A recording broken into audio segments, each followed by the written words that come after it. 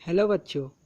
तो मैं आज आपको वास्तविक संख्या कक्षा 10वीं के पार्ट 1 की यूक्लिड विभाजन एल्गोरिथम को समझाने जा रहा हूँ।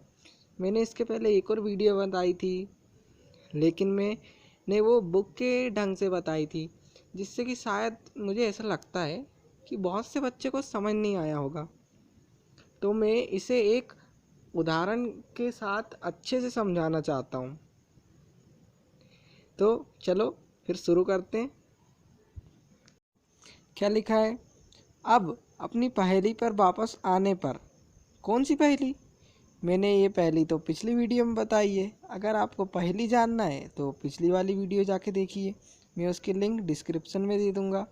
तो क्या आप बात सोच कर बता सकते हैं कि इस पहेली को कैसे हल करेंगे? हाँ, आप 7 के गुणजों को खोजिए। मतलब गुणजों यानी कि 7 से जो गुणक होते हैं, 7 के गुणे से 7 का गुणा करने पर जो संख्या आती है उसको 7 के गुणजों कहते हैं, जो उपरोक्त सभी प्रतिबंध को संतुष्ट करता है। मतलब उसमें जितने भी प्रतिबंध लगाए गए थे उसे देखती हैं। मुझे लगता है कि बहुत से बच्चों ने पिछली वीडियो देखे हैं तो उनको याद होगी कि पिछली पहेली अंडों के ऊपर से थी। तो क्या प्रतिबंध था? 7 7 अगर गिने तो एक भी अंडा नहीं बचता है, ये था उसमें प्रतिबंध। इसे सबको संतुष्ट करता है। तो जांच कर मूल विधि से बताइए कि एलसीएम का प्रयोग करके कि आप ज्ञात कर सकते हैं कि अंडों की संख्या 119 थी। चलो कैसे ज्ञात करें, अब मैं आपको बताता हूँ। क्या लिखा है? इस बात का अनुभव करने के लिए यूक्लिड विभाजन प्रेमिका क्या है? पूर्णांकों के निम्नलिखित युग्मों पर विचार कीजिए। क्या लिखा है? पहला लिखा है 17 6, दूसरा लिखा है 5 12, तीसरा लिखा है 20 14। जैसा कि हम पहली वाले उदाहरण में किया था, यहाँ पर भी हम प्रत्येक युग्मों के लिए संबंध लिख सकते हैं, जैसा कि नीचे दर्शाया गया है। क्या लिखा है?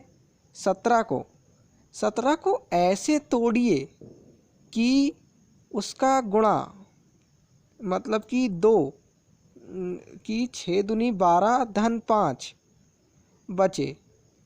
कि हमने उसके ऐसे तोड़ा कि 6 का गुणा 2 से करेंगे तो 12 आएगा, और 12 का 5 से धन करेंगे तो 17 आएगा। मतलब कि हमें 17 और 6 के बीच में कुछ ऐसा संबंध दर्शाना है कि उसका गुणा करके जोड़ने पर कि 17 आए। तो हमने इसका गुणा करके जोड़ने के लिए 6 का उपयोग किया, 6 का गुणा 2 से किया और उसको 5 से जोड़ दिया। यहाँ पर मैं आपको बता दूँ, जैसे कि 16 और 6 है, उसमें हम बड़ी संख्या को a मानते हैं और छोटी संख्या को अपन b मानते हैं। तो यहाँ पे बड़ी संख्या 17 है इसलिए हम उसे a मानेंगे, और छोटी संख्या 6 है तो उसे b मानेंगे। मतलब कि b में कुछ ऐसा गुणा करिए कि जिसको गुणा करने पर, किसी से जोड़ने पर a आ जाए। कहने का मतलब है अपने 6 को 2 से गुणा करें और 5 से जोड़ दिए तो आ गया 17। तो यहाँ पे किससे जोड़े अपन ने? 5 से। तो यहाँ पे 5 आर है। मतलब आर ऐसा होना चाहिए, 0 से बड़ा होना चाहिए आर, और 0 के बराबर हो सकता है। मतलब वहाँ पे 0 भी हो सकता है और 0 से बड़ा भी हो सकता है। तो हमें कुछ ऐसा करना है। तो क्या लिखा है? 17 में 6 को 2 बार भाग जाता है और 5 शेषफल बचता है। मतलब कि शेषफल यानी आर, और 6 मतलब भाजक। अब दूसरा क्या दिया है? 5 और 12। अब क्या करेंगे कि 5 का किससे भाग देंगे, किसको करेंगे? तो क्या करें अपन ने? 5 का गुणा 0 से कर दिए तो 0 हो गया, धन 5। यहाँ पर ऐसा नहीं हुआ है। आप कई बार सोचते हो कि 12 है, 12 लाना है, ऐसा नहीं है। कई बार छोटी संख्या को भी करना पड़ता है। जो सामने दी रहती है वो बड़ी होती है और जो बीच में बाद में दी रहती है वो छोटी। तो यहाँ पर a बराबर 5 है, b बराबर 12 और बी का गुणा अपन 5 से करेंगे, 0 से करेंगे तो 12 गुणित 0 0 हो जाएगा, धन 5 जोड़ेंगे तो आंसर आएगा 5। क्या लिखा है? वह संबंध इसलिए सही है क्योंकि 12 5 से बड़ा है। अब तीसरा क्या है? 20 और 4। अब हम इसे सॉल्व करते हैं तो क्या करेंगे अपन? 4 का गुणा 5 से करेंगे, धन 0 करेंगे तो 4 पंचे 20, तो वो शेषफल 0 बच रहा है, मतलब कि अपन वहाँ पे 0 जोड़ सकते हैं।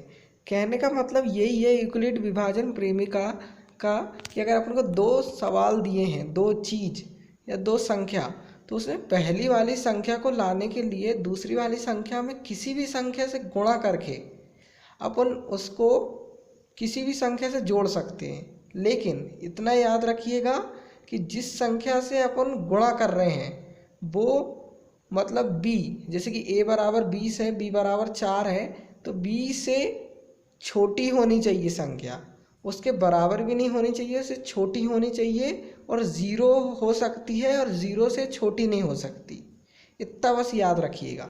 अर्थात धनात्मक पूर्णांक a और b में प्रत्येक युग्म के लिए हमें पूर्ण संख्या q और r ज्ञात करनी होगी।